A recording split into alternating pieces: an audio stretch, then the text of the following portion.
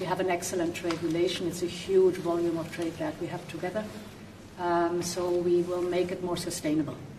Mr. Trump, can you do better than a 15% tariff rate for the EU? Better meaning lower? Yeah. No. Mr. President, to return to Gaza, you're going to meet the British Prime Minister tomorrow. He's going to ask you to consider again peace talks between Israel and Hamas. Are you now saying there is no point in trying to restart? No, we're meeting about a lot of things. We have our trade deal, and it's been a great deal. It's good for them and good for us. I think the UK is very happy.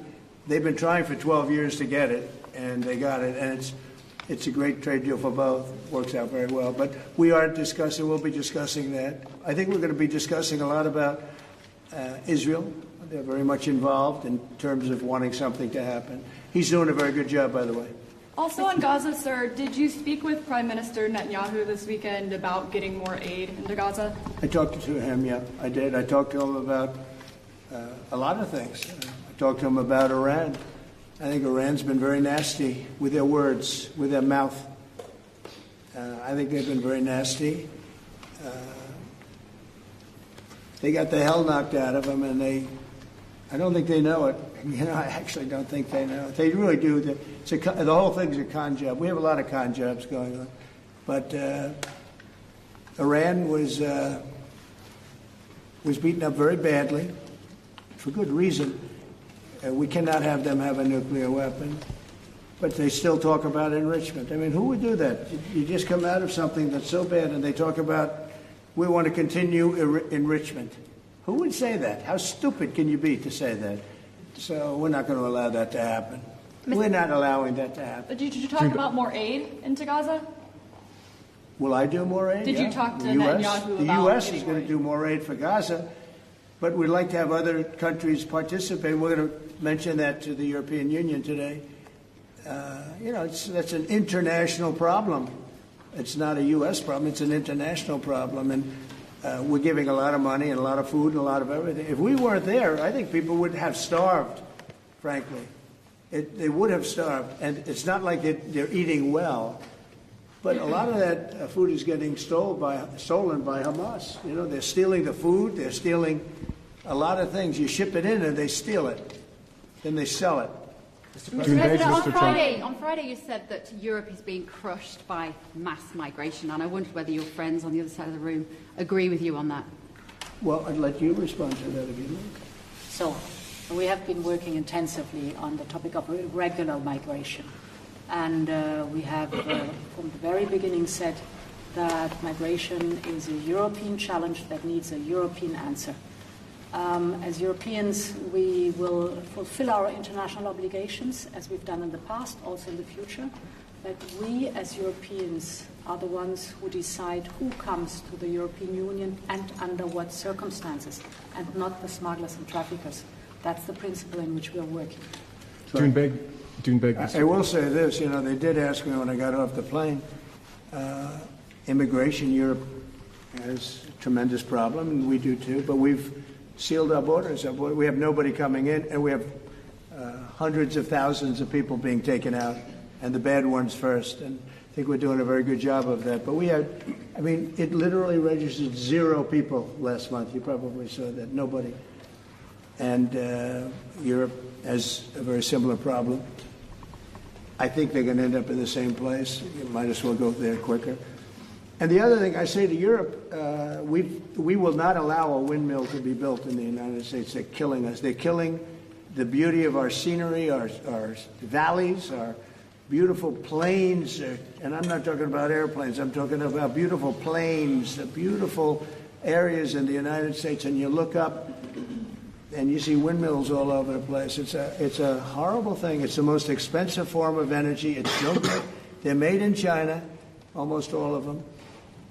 When they start to rust and rot in 8 years, you can't really turn them off. You can't bury them. They won't let you bury the propellers, the props, because there's a certain type of fiber that doesn't go well with the land. That's what they say. The environmentalists say you can't bury them because the fiber doesn't go well with the land. In other words, if you bury it, it will harm our soil. The whole thing is a con job. It's very expensive. And in all fairness, Germany tried it, and Wind doesn't work. You need subsidy for wind, and energy should not need subsidy. With energy, you make money. You don't lose money. But more important than that is it ruins the landscape. It kills the birds. They're noisy. You have a certain place in the Massachusetts area that over the last 20 years had 1 or 2 whales wash ashore, and over the last short period of time, they had 18. Okay? Because it's driving them loco. It's driving them crazy. Now, windmills will not come. It's not going to happen in the United States. And it's very expensive. And I would love to see. I mean, today I'm playing the best course, I think, in the world, Turnberry. Even though I own it, it's probably the best course in the world, right? And I look over the horizon and I see 9 windmills. It's like great. At the end of the 18th, I said, isn't that a shame? What a shame. You have the same thing all over Europe in particular. You have windmills all over the place. Some of the countries prohibit it, but people ought to know that these windmills are very destructive. They're environmentally unsound, just the exact opposite. Because the environmentalists, they're not really environmentalists. They're political hacks. These are people that they almost want to harm the country. But you look at these beautiful landscapes all over the world. Many countries have gotten smart. They will not allow it. They will not. It's the worst form of energy, the most expensive form of energy. But windmills should not be allowed. Mr. Trump, Cambodia and Thailand. You spoke to leaders of both countries. I did. Are they doing enough to stop the fighting? I hope so. You're talking about Cambodia and Thailand? So I had an interesting time. We're dealing with Thailand, and we do a lot of trade with Thailand and with Cambodia. And yet, I'm reading that they're killing each other. They're fighting. They're in a war. And I say, this should be an easy one for me because I've settled with India and Pakistan, and Serbia and Kosovo was going at it, but they have for a long time, in all fairness. You know about that. And others, the Congo. And what's gone on. That's been a horrible thing with Rwanda. That's been a horrible thing. 31 years, 7 million, 8 million people killed. Machetes all over the place. It's a terrible thing. We got that one solved. We did 5 of them. And I was saying, we have a trade deal. We were working on another. We finalized another trade deal yesterday. And I asked my people, I said, how are we doing with Cambodia, and how are we doing with Thailand? And they say they're going to be coming in at some point to talk. I said, well, let's call them right now. So I called the prime ministers of each. And I said, we're not going to make a trade deal unless you settle the war. A lot of people are killed, that in a short period of time. The border, they're fighting pretty like wild. And I spoke to both of the prime ministers, and I think by the time I got off, I think they want to settle now. I know they're meeting today or tomorrow, and we're going to work with them. Marco Rubio's working with them also, his people, and him. I think we're going to get that. That would be a great thing, but that would have turned out to be a bad one. And I will tell you, India and Pakistan, they were really getting ready to go at it. So getting those things settled, if I can do it, and if I can use trade to do that, it's my honor. But I had great talks with 2 very good people that they both really would like to make a deal. So we'll see what happens. Mr. Trump, Europe's now spending a lot more on defense thanks to you. Does that mean should they get a fairer deal on trade and exchange? Well, they're spending a lot on defense, but we're spending a lot more. And we've been very generous to NATO for many, many years. And but we had a terrific meeting with NATO. I'd love to do as well. We had a meeting where they put up 5% instead of 2%, and they're going to pay it instead of not paying, because as you know, many people didn't pay the 2% or anywhere near it, and the 2% was too low. And we're going to be sending now military equipment and other equipment to NATO, and they'll be doing what they want, but I guess it's, for the most part, working with Ukraine. But we had a fantastic meeting. I guess it's now almost 4 weeks ago. One of the best meetings they've ever had at NATO. And the spirit and the coming together was incredible.